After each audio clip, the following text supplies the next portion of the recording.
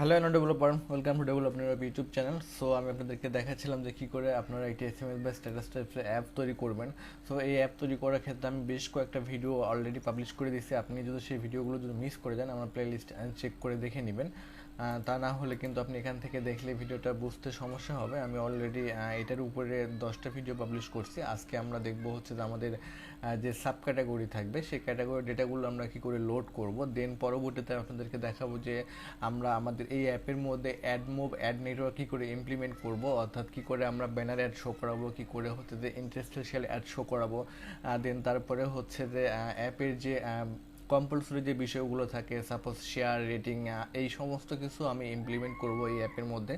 অর্থাৎ আমি এটা একটা ফুল অ্যাপিকে ভার্সন তৈরি করব। সো অবশ্যই আপনারা আমার সেই সকল ভিডিওগুলো দেখে নেবেন, তাহলে আপনারা খুব সহজেই কিন্তু একটা এসএমএস বা স্ট্যাটাস অ্যাপ তৈরি করতে পারবেন।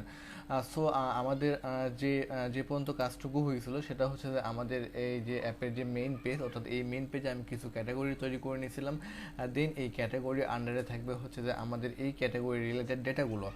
সো এই জন্য আমি হচ্ছে যে আমাদের মেইন পেজের জন্য একটা রিসাইকেল লাইফ তৈরি করেছিলাম। দেন তারপরে আমি শুধু সাপোজ আইটেম ওয়ানে ক্লিক করে ক্যাটাগরি ওয়ানে ক্লিক করলে এই ক্যাটাগরি ওয়ান রিলেটেড ডেটাগুলো লোড হবে।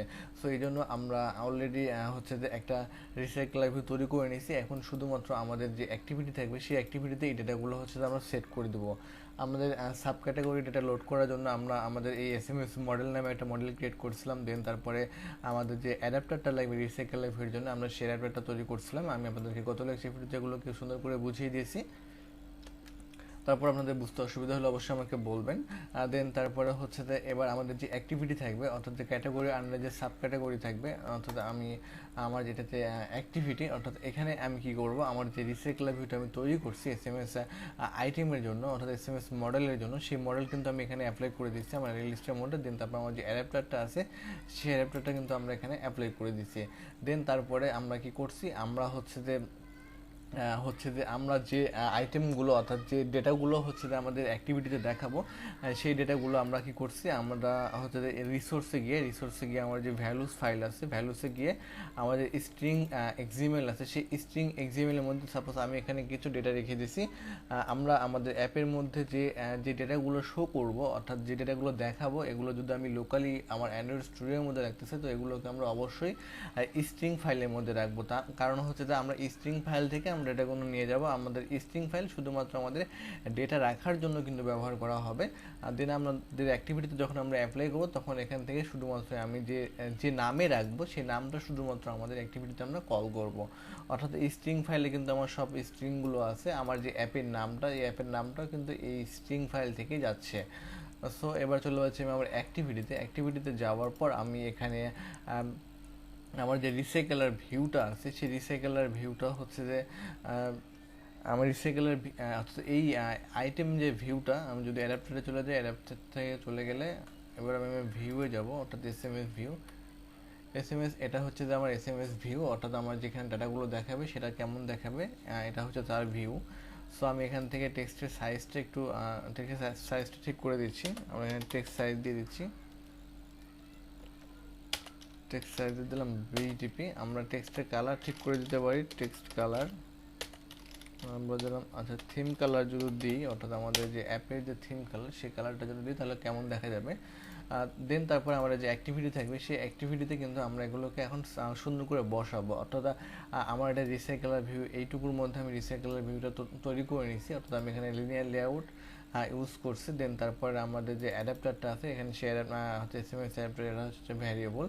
দেন তারপরে আমি এখানে আমার অ্যারে লিস্টটা পাস করছি। দেন কন্টেক্সট হিসেবে আমি এখানে দিস পাস করছি। দেন তারপরে আমার যে রিসাইকেলার ভিউটা আছে, সেই রিসাইকেলার ভিউয়ের মধ্যে হচ্ছে যে আমার এই লিনিয়ার লেআউট মানে যাতে এই ভ্যারিয়েবলটা সেট করে দিচ্ছি। দেন তারপরে এই রিসাইকেলার ভিউয়ের মধ্যে আমি ডট সেট অ্যাডাপ্টার ক্লাসের মাধ্যমে আমি এখানে আমার এই অ্যাডাপ্টারটাকে আমরা সেট করে দিচ্ছি। দেন তারপরে আমার যে অ্যারে লিস্টটা আছে, সেই অ্যারে লিস্টের মধ্যে কিন্তু আমার একটা করে ডেটা কিন্তু দেখাই দিতে হবে, একটা করে ডেটা কিন্তু সেট করে দিতে হবে। সাপোজ আমার যে এই যে লাভ ওয়ান, এটা কিন্তু আসতেছে আমার সেই স্ট্রিং ফাইল থেকে। আমি যদি এখানে ক্লিক করি তাহলে কিন্তু সে এখানে কিন্তু নিয়ে চলে আসবে। সো এখন আমি যতগুলো ডেটা হচ্ছে যে আমার অ্যাপের মধ্যে বা হচ্ছে যে আমার এই অ্যাক্টিভিটিতে দেখাবো, আমরা সেগুলোকে ইমপ্লিমেন্ট করে দেবো। সাপোজ আমি এখানে দুইটা দেখাইছি, আমি এখানে কন্ট্রোল ডি দিয়ে আমি এগুলো কপি করে নিয়ে দেন আমি এখানে জাস্ট নামটা পরিবর্তন করে দেবো। অর্থাৎ আমার এই নামে কিন্তু আমার রিসোর্স ফাইলে কিন্তু ডাটা আছে, সো আমি এখান থেকে 5 করে দিচ্ছি। দেন এবার যদি আমরা আমাদের অ্যাপ্লিকেশনটাকে রান করি, তাহলে আমাদের অ্যাপ্লিকেশন আউটলুকটা আমরা কিন্তু দেখতে পাবো। সো আমাদের অ্যাপ্লিকেশনটা বিল্ড হচ্ছে। সো আপনারা যারা ভিডিওটি দেখতে যদি ভিডিওটি ভালো লাগে থাকে অবশ্যই ভিডিওটা লাইক দিবেন। দেন আপনারা যদি আমাদের চ্যানেল নতুন হয়ে থাকেন তো অবশ্যই চ্যানেলটি সাবস্ক্রাইব করতে ভুলবেন না। আর পরবর্তীতে যে ভিডিওগুলো আসবে সেগুলো অবশ্যই দেখবেন, তাহলে আপনি একটা কমপ্লিট একটা অ্যাপস তৈরি করতে পারবেন আশা করছি।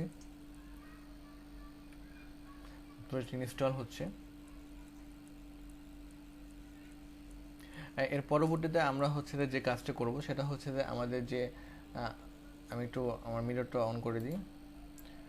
এটা হচ্ছে যে আমার অ্যাপের হোম পেজ। এখন আমি যদি এখানে ক্লিক করি, অর্থাৎ এখানে ক্লিক করলে পরে আমি হচ্ছে যে আরেকটা অ্যাক্টিভিটিতে আসলাম। দেন আরেকটা অ্যাক্টিভিটিতে কী হলো, আমি কিন্তু এখানে আমার রিসোর্স ফাইল থেকে কিন্তু ডেটাগুলো কিন্তু এখানে সেট করে দিয়েছি। সাপোজ আমি এটাকে সেট করছি হচ্ছে যে রিসাইকেলার ভিউয়ের মাধ্যমে। রিসাইকেলার ভিউয়ের মাধ্যমে করার কারণ হচ্ছে যে এর পরবর্তীতে আমরা যে অ্যাক্টিভিটিগুলো নিব সেখানে কিন্তু শুধুমাত্র আমার এই রিসাইকেলার ভিউটা অ্যাপ্লাই করব, জাস্ট আমরা এখান থেকে ডেটাগুলো চেঞ্জ করে দেবো। এই জন্য আমরা একটা কমন একটা রিসাইকেলার ভিউ তৈরি করে নিছি। সো এখানে টেক্সটের সাইজটা একটু বড় হয়ে গেছে, যদি মনে হয় তো আপনারা ওখান থেকে টেক্সটের সাইজটা কমাই দিবেন। আর দেন এখন হচ্ছে যে আমি কিন্তু পরবর্তী লেকচার ভিডিওতে আপনাদেরকে দেখাবো যে এখানে আপনি কি করে টুল বার যুক্ত করবেন। দেন তারপরে আপনাদেরকে দেখাবো হচ্ছে যে অ্যাড মুভির অ্যাড নেটওয়ার্ক কী করে যুক্ত করবেন আপনার প্রজেক্টের মধ্যে। দেন তারপরে শেয়ার রেটিং, মানে টোটাল আর কি কমপ্লিট একটা অ্যাপিকে আপনাদেরকে তৈরি করে দেখাবো। সো সে বন্ধুর সাথে ভালো থাকবেন। বাই বাই, টাটা, আল্লাহ হাফেজ।